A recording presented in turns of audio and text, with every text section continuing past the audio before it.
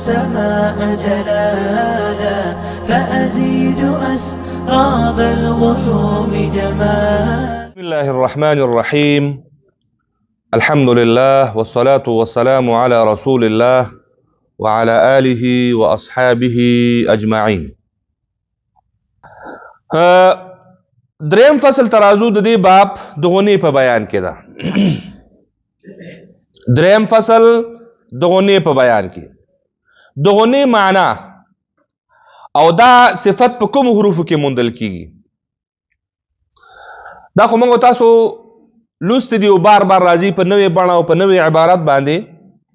د غنې تعریف موږ تاسو کړو دا هغه आवाज ده چې د پوزې د خیشوم نه راوځي. صوت خیشومی ورته ویل شي. صوت خیشومی یعنی هغه आवाज چې د خیشوم نه راوځي.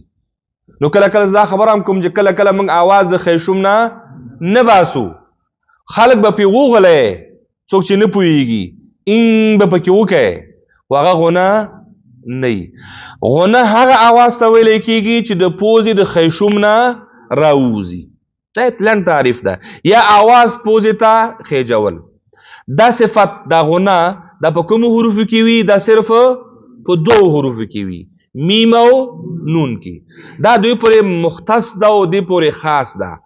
نو دغه غنه کله آنی وي او کله زمانی وي.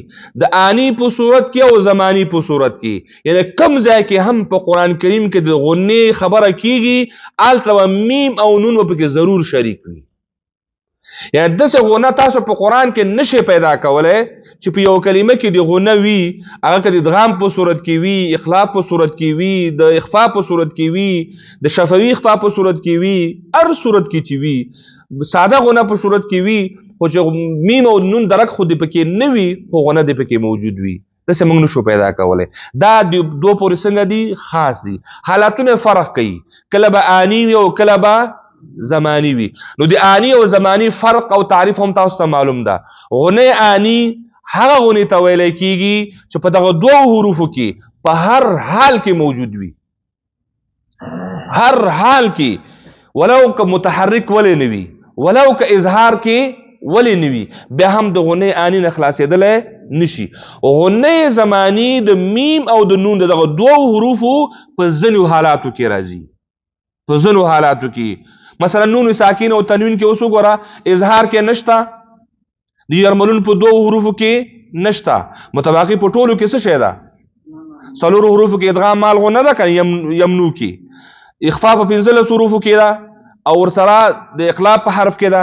نو اته حروفو نه علاوه 20 حروف پاتې کېږي که نه. په دې 20 حروفو کې د نون ساکین او تنوین نه وروسته چې هر کله راځي نو هغه هر قانون چې پکې ده غنه ورسره شی ده موجود ده. ټول حروف موږ 28 لرو که نه، الف ته نه وباسو. 28 کې په 8 حروفو کې غنه نشته. هغه کوم 8 حروف دي؟ حروف حلقي شپږ، لام او را 2. 8 شول که نه؟ شو حروف پاتې شول؟ شل. د نون ساکین او تنوین نه وروسته په دې 20 وارو حروفو کې غنه موجوده ده او دا کومه غنه ده؟ دا زمانی غنه ده. او د میم ساکن په صورت کې، د میم ساکن په صورت کې 2 حروف ته نه وباسه، یو میم او بل با. د میم په صورت کې ادغام مال غنه او د با په صورت کې اخفاء شفوي. نو څو حروف پاتې شول؟ 26 حروف. ځکه الف خو بکاسې هم نشته که نه.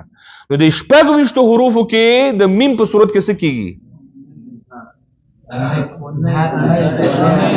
غنه دو کې او په 26 حروفو کې اظهار شفوي، خو د اظهار شفوي سره غنه آنی موجوده ده.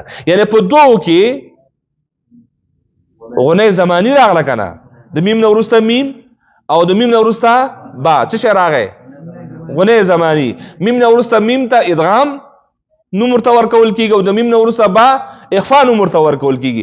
متباقي پاتې څو حروف شول؟ په هغه ټولو کې اظهار ده. اظهار چې شو، خو د اظهار سره هم ویل چې اظهار په حالت کې هم غنه شته که نه، هغه به کومه غنه وي؟ هغه به غنه آنی وي. خبر انشاءالله واضحه شوله. دې کې همدغه خبرې پرتې، نور پکې څه شی پکې نشته. د یو خبره دلته آخر کې هم پکار ده چې د الف مقدار، یعنی په دغه غنه زمانی کې چې په 20 حروفو کې ادغام نون ساکین او تنوین نه وروسته او په دوه حروف کې د میم ساکن نه وروسته راځي دا غونه زمانی ده. نو په دې غونه زمانی کې به څومره غونه کېږي؟ د یو الف په اندازه، د یو الف په مقدار.